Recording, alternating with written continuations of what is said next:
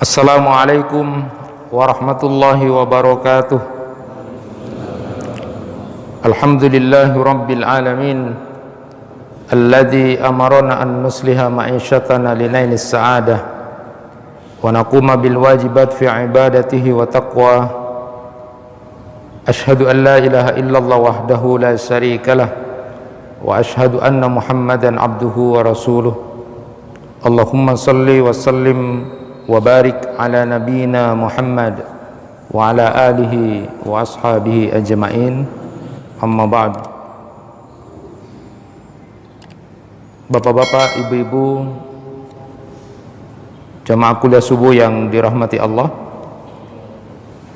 kita akan melanjutkan kajian tentang as-sulhu khair. Namun sebelumnya saya ingin memberikan pengantar buat kita sekalian. Bapak dan Ibu pernah mendengar hadiah Nobel?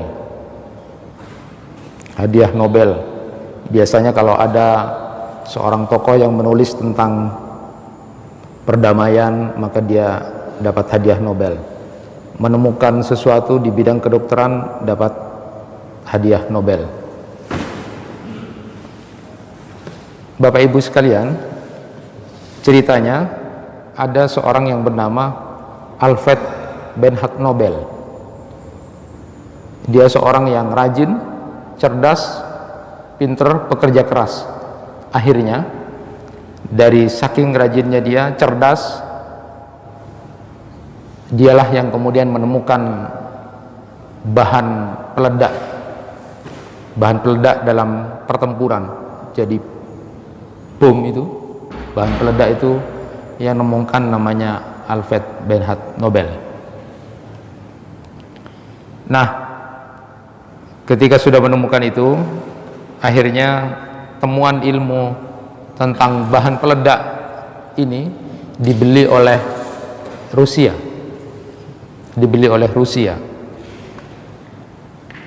Ketika sudah dibeli oleh Rusia, maka kemudian Alfred Bernhard Nobel ini menjadi orang yang kaya raya, karena dia dapat uang dari hasil pembelian dari bahan peledak yang dia temukan itu. Suatu saat ketika sudah menikmati kekayaannya, suatu saat lalu kemudian terdengar berita di mana-mana bahwa Alfred Bernhard Nobel ini meninggal dunia, mati. Padahal orangnya masih hidup. Tapi kemudian dikabarkan bahwa Alfred Bernhard Nobel ini meninggal dunia. Nah, saat itulah kemudian Alfred Bernhard Nobel ada perang batin di dalam dirinya ketika membaca berita-berita tentang kematiannya, padahal dia belum mati. Dia menjadi galau, gelisah, sedih.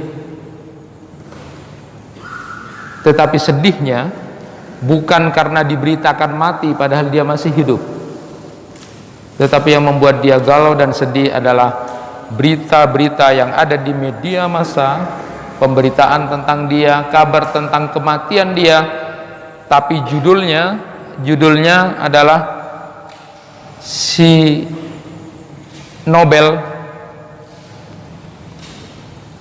pembunuh massal sudah meninggal dunia.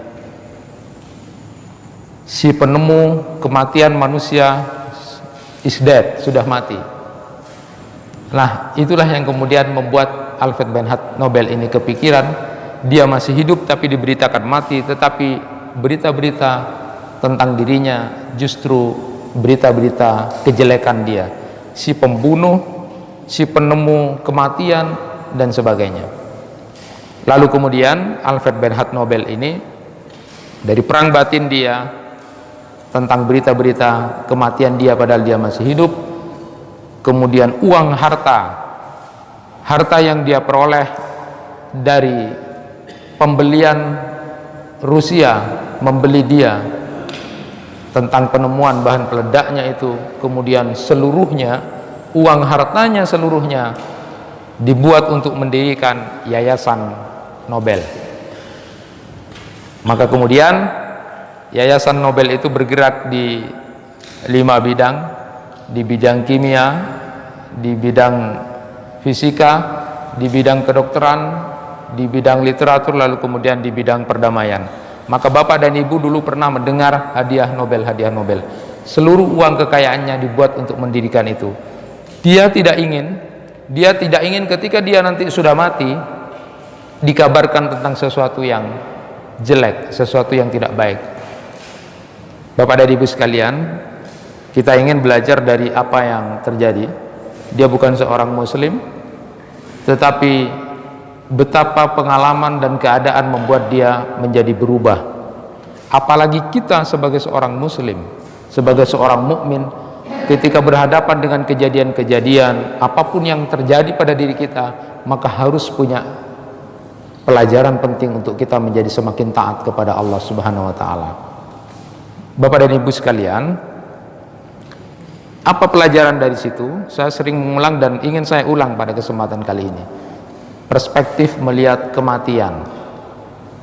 Nah, yang pertama, bagi kita orang yang beriman, yang pertama adalah jangan pernah takut terhadap mati.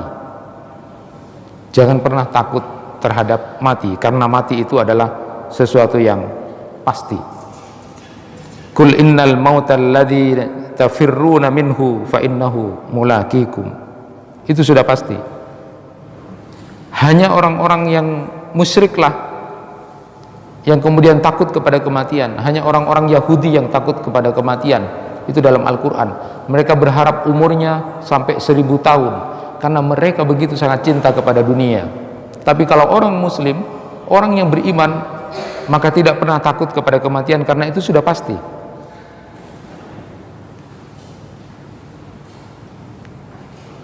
Yang kedua, jangan juga berharap-harap untuk mati. Jangan ingin mati. Ketika Rasulullah SAW menengok pamannya yang sedang sakit, Abbas, maka kemudian Rasulullah SAW menyatakan, ya ammi la tatamannal maut in kunta muhsinan fa inna tuakhkhara tasdad ihsanan ila ihsanik khairun lak wa in kunta musian fa in tuakhira tasta'tib khairun lak fala tatamannal maut. Kata Rasulullah kepada Abbas, wahai pamanku, janganlah kamu berharap-harap mati. Kenapa? Karena kalau kamu tergolong orang yang baik, maka penangguhan umur itu akan menjadikan penambahan kebaikan-kebaikan yang paman lakukan, dan itu baik. Tetapi bila kita tergolong orang yang tidak baik, maka penangguhan umur itu berguna untuk kita bisa bertaubat kepada Allah, dan itu baik. Jadi jangan pernah berharap-harap untuk mati. Karena kadang-kadang kita sering ada orang yang kemudian berharap-harap ingin mati karena musibah ujian yang tidak kuat. Ada orang-orang yang kira-kira anak-anak SMA yang kemudian karena putus cinta lalu kemudian lebih baik aku mati, mau bunuh diri. Ada orang tua yang kemudian mengalami banyak ujian tak kuat, lebih baik mati, engkau mati. Jangan pernah berharap mati. Karena kata Rasulullah SAW, bila kita tergolong orang yang baik, maka penangguhan umur, artinya belum mati itu kesempatan untuk kita menambah kebaikan-kebaikan. Tetapi sebaliknya, kalau tergolong orang yang tidak baik, maka penangguhan umur itu adalah berguna untuk menjadikan waktu kita bertobat kepada Allah Subhanahu wa taala. Sekarang saya berikan contoh misalnya, bahwa orang yang meninggal dunia kena wabah taun itu, kena taun, maka dia tergolong syahid. Tetapi kemudian jangan berharap-harap mati. Nah, lebih baik mati kena wabah ini karena ini adalah mati syahid. Tidak usah kemudian berangan-angan untuk hal-hal semacam itu. Memang saya sampaikan bahwa ada hadis Rasulullah SAW yang memberikan gambaran tentang itu. Nanti di akhirat ada dua kelompok manusia yang kemudian bertanya kepada Allah tentang kematian orang yang mati karena kena wabah taun ini. Yang satu orang-orang yang mati syahid, satunya mati di atas pembaringan. Kelompok orang-orang yang mati syahid ini kemudian mengatakan pada Allah, ya Allah, saudara kami yang mati karena wabah ini maka dia syahid. Tapi kemudian kelompok orang-orang yang mati di atas pembaringan mengatakan juga pada Allah, ya Allah, saudara kami yang mati itu sama seperti kami, matinya di atas pembaringan saja. Lalu apa kata Allah? Coba lihat, tengok, lihat, walaupun Allah sudah tahu, coba lihat, tengok lukanya orang yang kena wabah, penyakit wabah ini. Ketika dilihat oleh malaikat, maka kemudian sama keadaannya seperti orang yang meninggal di dalam peperangan, maka dia tergolong orang yang syahid. Inilah hadis yang menguatkan tentang orang yang mati karena wabah itu kemudian termasuk tergolong orang yang syahid. Jadi yang kedua, dua hal yang tidak perlu atau hal yang kita harus ketahui tentang kematian. Pertama, jangan takut mati.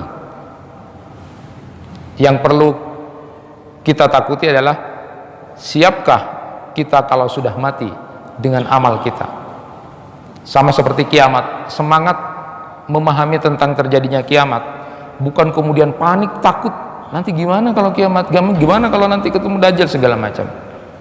Tetapi sama seperti yang kemudian digambarkan oleh Rasulullah tentang kiamat itu, bila andaikan kamu tahu bahwa besok akan terjadi kiamat, kamu tahu bahwa besok akan terjadi kiamat, tapi di tangan kamu ada pohon yang bisa kamu tanam itu.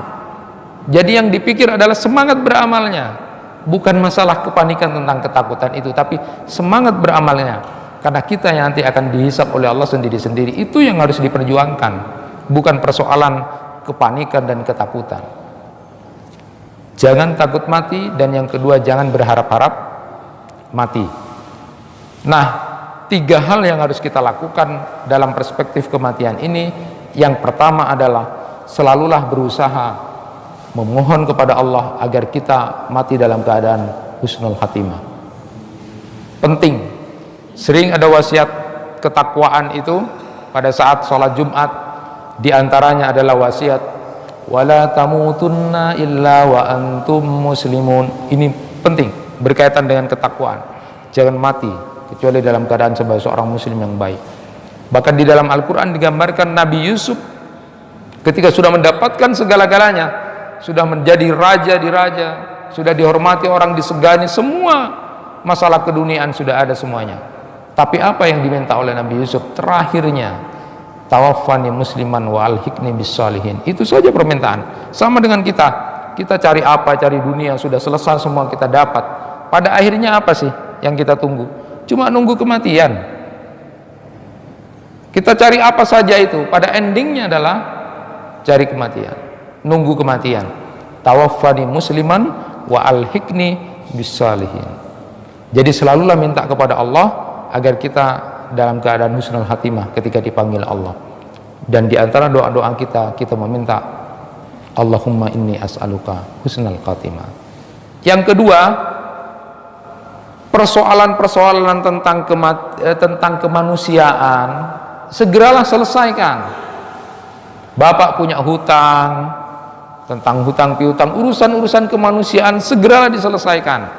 Punya salah pada orang, bersalah pada orang, selesaikan urusan-urusan itu.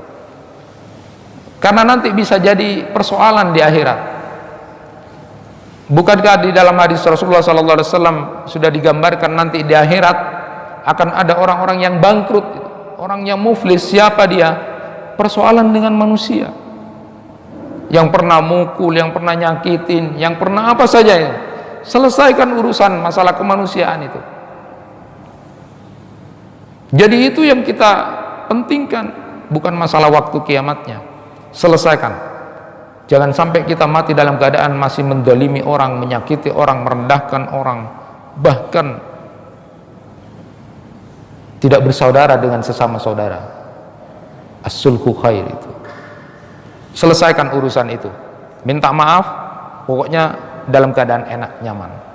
Dan yang terakhir, inilah yang penting, adalah berusaha kalau kita nanti mati punya asar, punya jejak yang bagus, punya bekas yang bagus. Sama seperti yang dipikir oleh Alfred Bernard Nobel. Dia bukan orang muslim, tapi dia jiwa kemanusiaannya saja ya, berpikirnya adalah asar, bekas jejaknya, dan itu yang akan dihisap oleh Allah Subhanahu wa taala. Di dalam Quran surat Yasin ayat 11 itu sudah kita pahami bersama. Inna nahnu nuhyil mauta wa naktubu ma qaddamu wa asarahum. Jadi asar yang dipikir. Jangankan kita, Nabi Ibrahim alaihissalam saja, Nabi Ibrahim alaihissalam saja memohon, meminta kepada Allah Subhanahu wa taala, itu diabadikan dalam Al-Qur'an. Doanya adalah waj'alli lisana sidqin fil akhirin. Memohon, meminta kepada Allah Subhanahu wa taala agar jadi buah tutur kata yang baik nanti kalau sudah meninggal dunia. Itu Nabi Ibrahim meminta kepada Allah agar menjadi buah tutur kata yang baik pada orang-orang yang kemudian, dan Allah pun kemudian mengabulkan permohonan dan permintaan dari Nabi Ibrahim itu. Wa tarakna alaihi fil akhirin. Allah kabulkan itu. Akhirnya Nabi Ibrahim menjadi tutur kata yang baik, dan beberapa nabi kemudian diabadikan di dalam Al-Quran, termasuk orang-orang yang seperti itu. Allah Subhanahu wa taala berfirman, wa ja'alna lahum lisana sidqin aliyya. Nabi Nuh, Nabi Ibrahim, Nabi Ishak, Nabi Yakub, dan beberapa nabi itu menjadi buah tutur kata yang baik. Inilah yang harus kita pikirkan sekarang. Bagaimana kalau kita mati nanti punya jejak, punya bekas, dan menjadi tutur kata yang baik. Jadi pertama, berusahalah memohon kepada Allah agar menjadi husnul khatimah. Lalu yang kedua, urusan-urusan kemanusiaan, urusan utang piutang, urusan masalah menyakiti, merendahkan, memukul, urusan manusia selesaikan sebelum kita mati. Minta maaf atau beri maaf. Dan yang ketiga adalah berpikir kalau kita sudah mati, apa jejaknya, apa asar yang kita tinggalkan. Nabi Ibrahim saja sudah memohon dan meminta kepada Allah, apalagi kita. Betapa naifnya kita yang bukan siapa-siapa, tidak pernah berpikir tentang asar itu, apa jejak yang bisa kita berikan, kita tinggalkan kalau suatu saat kita sudah dipanggil oleh Allah Subhanahu wa taala. Masyiral muslimin rahimakumullah, kajian kedua kali ini tentang as-sulhu khair, damai itu baik, adalah melanjutkan. Pertama, kenapa kita harus bersaudara? Kenapa kita harus berakrab-akrab? Kenapa sesama teman, sesama sahabat, sesama kerabat harus berbaik-baik, berakrab-akrab? Karena kita ini memang saudara. Allah Subhanahu wa taala berfirman, innamal mu'minuna ikhwah. Kita ini sebenarnya adalah saudara. Sesama mukmin, sesama orang-orang yang beriman, jangankan kekerabatan, bukan kerabat pun kemudian kita sudah menjadi saudara ini. Kita adalah saudara. Ada hadis Hasan dalam Sahih Jami' itu ada hadis derajatnya Hasan yang cukup menarik dari Abu Sa'rabah radhiyallahu an. Dia berkata, Rasulullah sallallahu alaihi wasallam bersabda, idza kana lailatun nisf min Sya'ban ittala Allahu ila khalqihi wa yaghfiru lil mu'minin wa yumli lil kafirin wa yada'u ahlal hikdi bi hikdihim hatta yada'uhu. Apabila datang malam pertengahan bulan Sya'ban, Allah melihat makhluknya, kemudian mengampuni orang-orang yang beriman. Allah mengampuni orang-orang yang beriman, dan Allah menangguhkan orang-orang kafir. Dan perhatikan kalimat berikutnya, wa yada'u ahlal hikdi bihikdihim hatta yada'uhu. Allah meninggalkan orang-orang yang masih dendam, di hatinya masih ada rasa dendam, sampai mereka kemudian menanggalkan dendamnya. Allah cuekin. Padahal kalau sudah dicuekin Allah, tidak diperhatikan oleh Allah, itu musibah yang besar sekali. Maka kita berdoa kepada Allah, jangan sampai sedikit pun, sebentar pun kemudian ditinggal oleh Allah. Tapi ternyata kesempatan untuk kemudian diampuni orang-orang yang beriman itu ditinggalkan oleh Allah. Bila ada seorang hamba walaupun dia beriman tapi di hatinya adalah ahli dendam, ahli benci, ahli marah, tidak sampai kemudian ketulukan, ditinggal oleh Allah Subhanahu wa ta'ala. Kenapa? Karena kita adalah bersaudara. Yang kedua, kenapa kita kemudian harus berakrab-akrab sama teman itu, sesama sahabat, bahkan kerabat itu, adalah karena yang bisa merasakan manisnya iman itu adalah orang-orang yang saling mencintai karena Allah. Bapak dan Ibu kalau ingin merasakan manisnya iman, halawatul iman itu akan dirasakan kalau kita saling mencintai karena Allah. Rasulullah sallallahu alaihi wasallam bersabda, "Salasun man kunna fihi wajada bihinna halawatal iman, man kana Allahu wa rasuluhu ahabba ilaihi mimma siwahuma." Jadi kalau ingin merasakan manisnya iman itu ada 3 kelompok orang-orang yang nanti akan merasakan manisnya iman itu. Yang pertama adalah orang-orang yang mencintai Allah dan Rasulnya lebih daripada yang lainnya, dari keduanya itu. Hanya Allah dan Rasulnya yang paling di atasnya. Dia akan merasakan manisnya iman. Yang kedua itu adalah wa ayyuhibbal mar la yuhibbuhu illa lillah. Orang yang mencintai seseorang yang mencintai saudaranya karena Allah. Jadi kita bangun mulai sekarang kecintaan kepada siapapun sesama mukmin karena Allah. Baru akan merasakan nikmatnya dan lezatnya iman itu. Ketemu sesama mukminnya itu luar biasa. Dan yang ketiga itu adalah wa ayyakraha ayyauda fil kufri ba'da an anqadahu Allahu minhu kama yakrahu ayyukdafa finnar.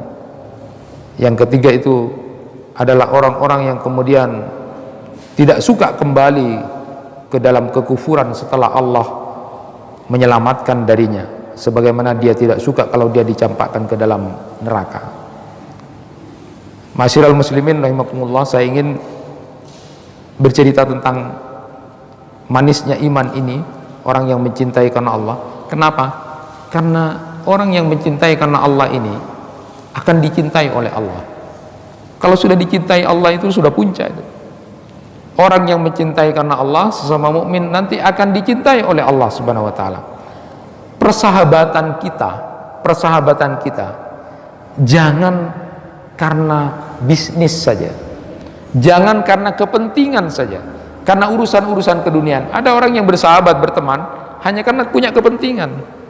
Bisnis, masalah duniawi, masalah politis dan sebagainya. Tidak itu. Bukan termasuk golongan orang yang seperti ini. Orang yang akan dicintai Allah itu adalah mencintai saudaranya karena Allah. Ada hadis Rasulullah sallallahu alaihi wasallam, anna rajulan zara akhan lahu fi qaryatin ukhra fa arsadallahu lahu ala madrajatihi malakan falamma ata alaihi qala aina turid qala uridu akhan li fi hadhihi alqarya qala hal laka alaihi min ni'matin tarubbuha qala la ghaira anni ahbabtuhu fillah azza wa jalla qala fa inni rasulullah ilaik bi anna allaha qad ahabbaka kama ahbabtahu fihi. Rawahu Muslim. Ada seorang laki-laki yang datang mau menziarahi saudaranya di kampung yang lain, lalu kemudian Allah Subhanahu wa taala mengutus malaikat untuk mengawasi jalannya sampai kira-kira di pertengahan jalan. Maka ketika malaikat bertemu dengan orang itu, ditanya, mau kemana kamu?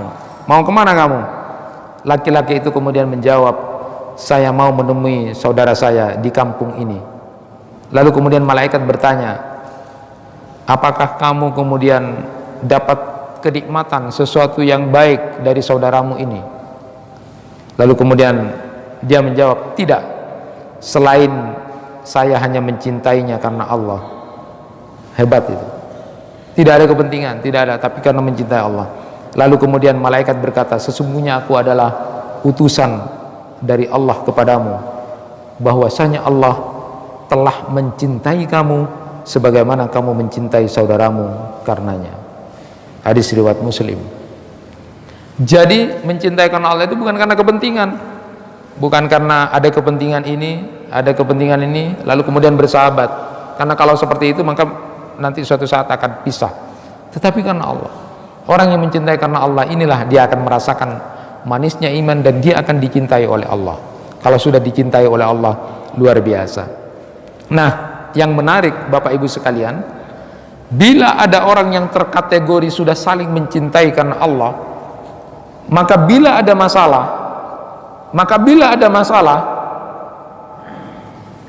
dia tidak memutuskan hubungan karena itu, karena ikatan cintanya kepada Allah jauh lebih besar daripada persoalan yang muncul, jauh lebih kuat daripada kemudian hanya tidak ingin menyapa atau bercerai dengan dia. Rasulullah SAW bersabda, ma tawadda isnani fillah azza wa jalla fayufarriqu bainahuma awwala dhanbin yuhdithuhu ahaduhuma. Tidak disebut saling mencintai karena Allah jika karena kesalahan pertama saja sudah memisahkan mereka berdua karenanya. Tidak disebut saling mencintai karena Allah, karena ada persoalan dikit, habis itu tidak nyapa sudah. Orang yang mencintai karena Allah, cintanya karena Allah itu jauh melebihi, lebih besar dari persoalan konflik yang ada. Ini penting catatan buat kita. Bukankah banyak dalam keseharian kita, baik berteman, ada salah sedikit, keras sedikit, ambu tak tetinya panah laju, ambu hanya persoalan itu, berarti gagal dia merasakan manisnya iman dan dia tidak termasuk orang yang dicintai Allah. Kenapa? Karena persoalan kesalahan jauh melebihi besarnya cintanya kepada Allah. Harusnya kalau bersahabat itu suatu saat ada konflik sedikit, ada salah sedikit, jangan membuat tidak nyapa karena itu. Banyak itu yang begitu. Jadi bila pun harus berselisih, maka tidak boleh lebih dari 3 hari atau 3 malam. Dan yang terbaik di antara mereka adalah yang mengucapkan salam pertama kali. Nah, Bapak dan Ibu, ada hadis Nabi sallallahu alaihi wasallam, man hajara akhahu sanatan fa huwa kasafki damihi, rawahul Bukhari. Siapa yang mendiamkan saudaranya selama 1 tahun, maka sama saja seperti dia telah membunuhnya.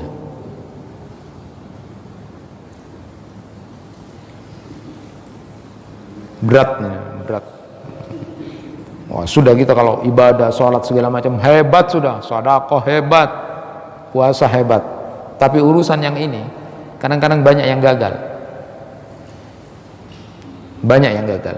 Yang ketiga, sebelum saya lanjutkan, yang ketiga itu adalah bahwa orang yang akan mencintai karena Allah itu adalah dia termasuk di antara 1 di antara 7 golongan yang akan dilindungi oleh Allah pada saat tidak ada perlindungan kecuali perlindungan dari Allah. Ainal mutahabbun bi jalalil yaum udhilluhum fi dhilli yauma la dhilla illa dhilli. Jadi nanti akan dicari orang yang saling mencintai karena Allah itu akan dilindungi oleh Allah. Di antara 7 golongan yang akan dilindungi oleh Allah, 1 di antara 7 itu adalah warajulani tahabba fillah ijtama'a ala dzalika wa tafarraqa alaihi.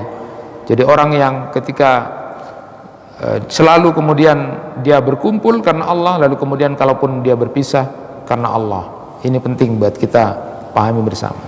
Selanjutnya sekarang, lalu kenapa banyak orang-orang yang kemudian tidak mau melakukan persaudaraan yang baik itu? Karena sama seperti yang kemudian disampaikan dalam ayat 128 surat An-Nisa, yang menjadi dasar dari kaidah yang kedua as-sulhu khair ini adalah wa ukhdiratil anfusus sukha. Karena pada dasarnya manusia itu tabiatnya itu adalah kikir, Kikir itu artinya tidak mau mengalah, egois. Tina engkau saudara, ruas segala tina. Itu tabiatnya manusia itu. Bahkan setan itu selalu membisiki, cak bana, rugi bana. Itu setan. Dan itulah yang membuat kemudian gagal kita. Nah, Bapak Ibu sekalian, di dalam ayat-ayat Al-Quran maupun hadis-hadis Rasulullah, ternyata menjadi pemaaf itu luar biasa. Pertama, Allah Subhanahu wa taala berfirman di dalam Quran surat Al-Baqarah 237, wa antafu aqrabu littaqwa. Jadi orang pemaaf itu lebih dekat kepada takwa. Jadi kalau kita ingin menjadi orang bertakwa, maaf, jadilah pemaaf. Ini masalah hati, berat, jauh lebih berat daripada Bapak Ibu sholat. Mau puasa, mau sedekah gampang. Tetapi untuk menjadi orang bertakwa, dekat kepada ketakwaan adalah wa anta'fu aqrabu littaqwa. Yang kedua, termasuk ciri orang yang bertakwa itu adalah pemaaf. Wal afina anin nas. Jadi SOP-nya sudah jelas. Jadi kalau kita tidak suka maafin orang, nangis tuh, saya termasuk orang bertakwa apa tidak?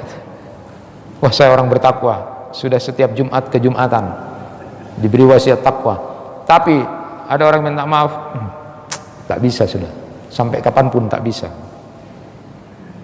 Sudah habis, bukan jadi orang bertakwa.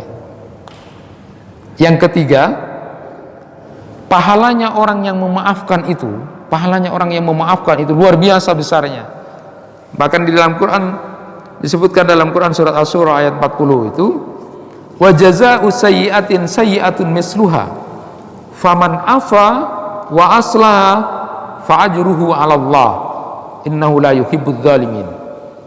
Dan balasan suatu kejahatan adalah kejahatan yang setimpal.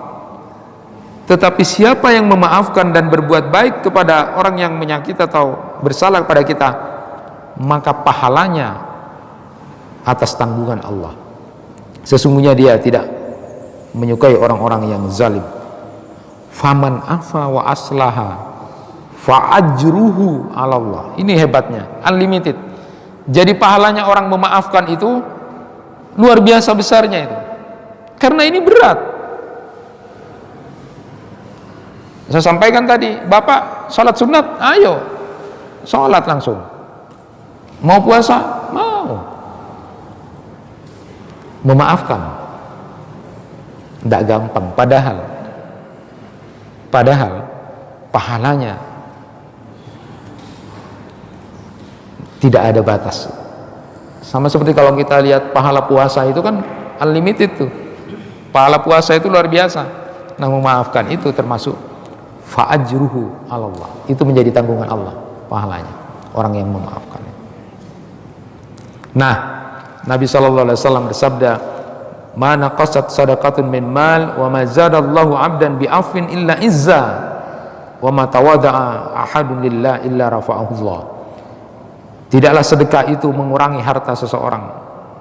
Tidaklah Allah akan menambah kepada setiap hamba yang mau memaafkan melainkan kemuliaan. Tambah mulia kalau memaafkan. Setan membisiki, apa beuna todus beuna kala beuna pas aire setan. Tapi Rasulullah, kalau memaafkan kamu akan tambah mulia. Walaupun kelihatannya kalah, kelihatannya apa? Memaafkan akan lebih mulia. Dan seorang yang merendahkan diri, tawadhu itu, dia akan diangkat oleh Allah, justru akan diangkat oleh Allah. Ketika Uqbah bin Amir radhiyallahu an bertemu Nabi sallallahu alaihi wasallam, dia berkata, "Laqitun Nabiy sallallahu alaihi wasallam fa akhadtu bi yadihi fa qultu ya Rasulullah, akhbirni bi fawadilil a'mal." Faqala, "Ya Uqbah, sil man qata'aka wa'ati man haramaka wa'fu amman zalamaka." Aku bertemu dengan Nabi, katanya Uqbah bin Amir. Kemudian aku pegang tangannya dan berkata, "Ya Rasulullah, beritahu kepadaku amalan-amalan yang utama. Maka lalu kemudian beliau menjawab, sambunglah silaturahim dengan orang yang telah memutuskanmu, berilah sedekah orang-orang yang kikir kepadamu, lalu maafkanlah orang-orang yang menzalimu. Nah, Bapak Ibu sekalian, ternyata Rasulullah SAW itu mempraktekkan maaf itu. Rasulullah mempraktekkan itu. Betapa indahnya ketika digambarkan dalam satu hadis Rasulullah SAW, ketika Anas bin Malik bercerita, kuntu amsi ma'a Rasulillah SAW wa alaihi burdun najraniyun galidul hasiyah fa'adrakahu a'rabiyun fajabada biridaihi jabdah syadida. Qala Anas fanardatu ila safhati atikin Nabi sallallahu alaihi wasallam wa qad assarat biha hasyatur ridai min shiddati jabdati. Summa qala ya Muhammad murli mimmalillah alladhi indaka. Faltafata ilaihi wa dahika summa amara lahu bi'ata'in. Anas bin Malik bercerita, saya berjalan bersama Rasulullah sallallahu alaihi wasallam. Beliau memakai burd. Burd itu baju bergaris dari Najran, pinggirnya tebal. Tiba-tiba seorang badui mendapati beliau lalu menarik ridanya, menarik selendang Rasulullah sallallahu alaihi wasallam dengan keras. Anas berkata, aku lihat sisi dari pundak Nabi itu ada bekasnya. Pinggir ridak itu telah membuat sobek, ada bekas. Lalu kemudian selendang itu menjadi sobek, disebabkan karena kerasnya tarikan itu. Kemudian dia menyatakan, dia berkata kepada Rasulullah, ya Muhammad, perintahkan agar aku diberikan sebagian harta di sisimu itu. Lalu kemudian Nabi Muhammad SAW melihat orang itu begini, dilihat orang itu lalu tersenyum. Lalu kemudian beliau memerintahkan untuk memberikan harta pada orang Badui itu. Rasulullah tidak marah. Kira-kira kalau bapak kalau bapak atau ibu begitu gitu, pas tarik musore, wah tidak tahu saya. Hebatnya Rasulullah SAW memaafkan itu. Itu diceritakan oleh Anas bin Malik, tidak marah tuh. Bapak cuma diomongin sedikit saja sudah, oh cari ya, saya enggak ya.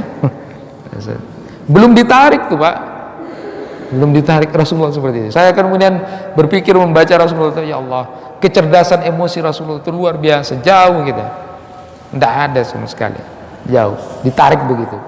Dan Abdullah bin Mas'ud juga bercerita, dan kita tahu cerita itu, ketika Rasulullah sampai kemudian dilempari berdarah-darah, Rasulullah menyatakan, Allahumma firli qaumi fa innahum la ya'lamun. Hebat tuh, berdoa pada Allah, ampuni dosanya kaumku ya Allah, karena mereka belum tahu. Dan cerita yang paling besar dan kita sama-sama tahu adalah ketika kemudian suatu saat Rasulullah pulang dari peperangan, lalu kemudian beristirahat, sahabat-sahabat yang lain juga beristirahat, lalu kemudian di tengah peristirahatan itu Rasulullah kemudian menggantungkan pedangnya dan tidur di situ. Lalu kemudian ada orang yang kemudian mau membunuh Rasulullah SAW. Siapa yang mau menolong kamu sekarang?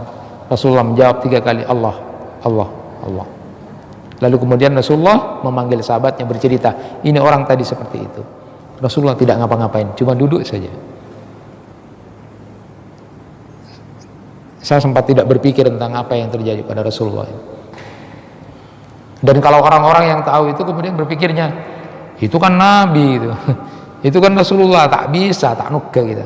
Bukan itu yang kita bahas, bukan itu. Tetapi paling tidak sama-sama manusia jauh gitu, jauh. Itulah kecerdasan emosi Rasulullah SAW. Bapak dan Ibu sekalian, ada lagi cerita yang memaafkan dari Abu Bakar As-Siddiq itu. Sudah sering saya sampaikan betapa hebatnya Abu Bakar itu ketika kemudian mau memaafkan Mistah bin Usasah ketika terjadi hadisul ifk.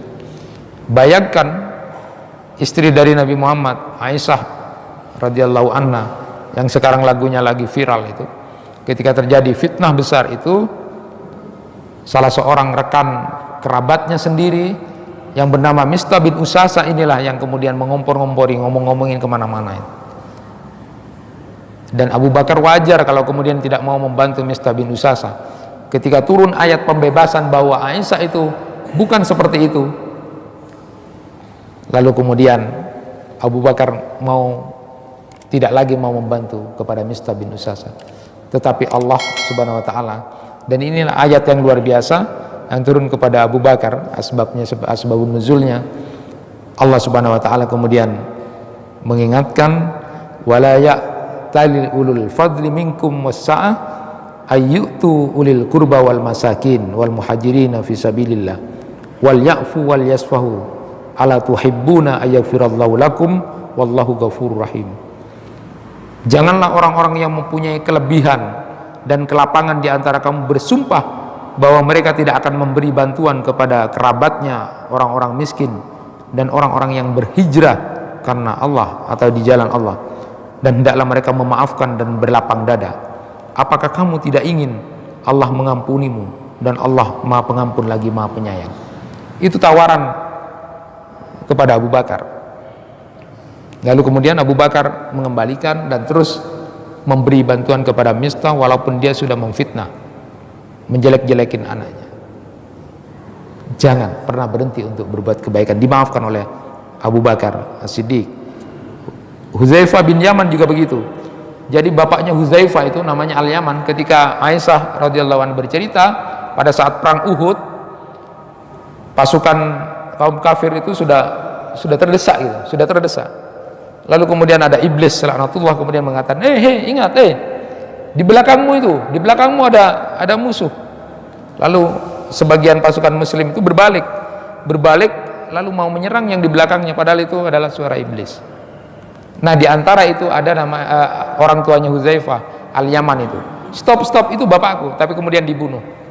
Tidak bisa mencegah, terbunuhlah. Apa yang dilakukan? Lalu Hudzaifah bin Yaman kemudian memaafkan, semoga Allah mengampuni kalian karena tidak sengaja membunuh. Maka banyaklah sahabat mengatakan kebaikan yang diterima oleh Hudzaifah bin Yaman itu terus menerus karena dia mau memaafkan bapaknya yang dibunuh oleh orang-orang muslim pada waktu itu yang tidak sengaja. Nah, Bapak Ibu sekalian, mengakhiri kajian As-Sulhu bi Khair ini ingin saya sampaikan bagaimana adab-adab akhlak yang dianjurkan untuk membangun persaudaraan kita. Yang pertama adalah kalau kita bertemu dengan saudara kita, siapapun, wajah kita harus berseri-seri, senang melihat saudara kita. Itu menunjukkan simbol kita cinta kepada saudara kita. Tabassumuka fi wajhi ahika laka shadaqah. Kamu berjumpa dengan saudaramu dengan senyuman, dengan sesuatu wajah yang menarik, tidak ngok-marongok. Jadi bertemu dengan saudara kita itu harus dengan wajah yang nyaman dilihat, seperti itu. Bahkan Rasulullah memberikan simbol, Rasulullah itu sayang kepada sahabatnya, dipegang, Mu'ad dipegang, dipeluk, itu menunjukkan persaudaraan. Jabir bin Abdullah berkata, sejak saya masuk Islam, setiap ketemu Rasulullah, tidak pernah sekalipun, setiap ketemu Rasulullah, pasti kalau melihat saya, dia senyum. Dia enak wajahnya dilihat. Yang kedua, saling memberi nasihat dan menjaga keadaannya. Al-mu'min, akhul mu'min, yakufu alaihi dai'atahu wa yahutuhu min waraihi. Jadi kita ini, sesama mukmin ini adalah saudara. Maka jaga dari kehancuran dan selalu mendukungnya dari belakang. Jangan saling menjatuhkan. Kalau kita ingin mencintai karena Allah, saudara, jaga keadaannya. Nasihati kalau salah, nasihati. Jangan kita biarkan saudara kita, nasihati. Jaga, jangan sampai kemudian dia hancur. Kita dukung dari belakang, walaupun dia tidak tahu, kita dukung. Itu luar biasa, karena kita mencintai karena Allah. Bertemulah dengan keadaan ramah, tidak menggunjingkannya, tidak berdebat, bercanda, memojokkan dan ingkar janji kepadanya. La tumari akhaka wa la tumazihu wa la ta'idhu mau'ida. Dahulukan saudara kita kalau memang penting pada saat-saat tertentu dengan kalimat yang kita kenal dengan isar itu. Dahulukan saudara kita. Lalu kemudian doakan saudara kita walaupun dia tidak tahu. Inna da'watal mar'i Al muslim li akhihi bidhahril ghaib mustajaba. Inda ra'sihi malakun muwakkalun kullama da'a li akhihi bi khair qala al malak al muwakkal bihi amin walaka bimisli. Doakan saudara kita tanpa sepengetahuan dia. Di dalam hadis disebutkan bahwa doa yang seorang muslim kepada saudaranya tanpa sepengetahuan dia itu terijabah oleh Allah. Di dekat kepala dia ketika dia berdoa ada malaikat. Dan pada saat dia menyampaikan doa kepada saudaranya, malaikat yang ada di dekatnya mengatakan amin. Dan kamu pun akan dapat seperti itu. Doakan tetangga kita, doakan saudara kita, doakan siapa-siapa, sesama teman muslim, doakan. Itu tanda cinta kita kepada Allah, mencintai saudara kita karena Allah. Dan yang terakhir adalah lapangkan dada kita, maafkan bila dia salah kepada kita. Salah kecil tidak perlu kemudian marah, membuat kita kemudian menjadi tidak nyapa hanya gara-gara persoalan kecil. Mazarallahu abdan bi'afin illa izza. Sungguh sangat naif kalau ada orang yang kemudian persahabatan baik terus, salah dikit tuh, lalu kemudian mengalahkan kecintaannya karena Allah. Justru orang yang kemudian sudah dilindungi oleh Allah, cintanya jauh lebih. Karena memang pada dasarnya manusia itu kikir, egois, dan setan itu kata Rasulullah SAW gagal untuk mengajak orang-orang di Jazirah Arab untuk menyembah setan. Gagal itu. Lalu apa usaha setan? Membuat saling bermusuh-musuhan, bertikai, karena itu paling gampang. Itulah setan. Innama yuridus syaitun ayyuka bainakumul adha wal baghdha fil khamr wal maisir. Setan itu memang akan jauh lebih mudah untuk membuat kita saling bermusuh-musuhan, saling bertikai, daripada kita tidak sholat dan sebagainya. Itu gampang. Tidak mungkin setan bisa mengalahkan kita untuk tidak sholat, untuk tidak puasa dan bersedekah. Tapi sangat mungkin setan membuat di antara kita saling bermusuh-musuhan dan bertikai. Itu kaidah yang kedua, as-sulhu bi khair. Damai itu baik. Bangunlah terus persaudaraan karena Allah, karena kita memang bersaudara. Dan bila kita sedang disalahi, maka maafkanlah kesalahan orang lain. Dan bila nanti suatu saat kita melihat pertikaian, permusuhan di antara saudara, maka sedekah yang paling dicintai oleh Allah adalah mendamaikan saudara yang sedang bertengkar atau bertikai. As-sulhu khair. Damai itu baik. Itu yang bisa disampaikan, mudah-mudahan bermanfaat. Subhanakallahumma wa bihamdika asyhadu an la ilaha illa anta astaghfiruka wa atubu ilaik. Wassalamualaikum warahmatullahi wabarakatuh.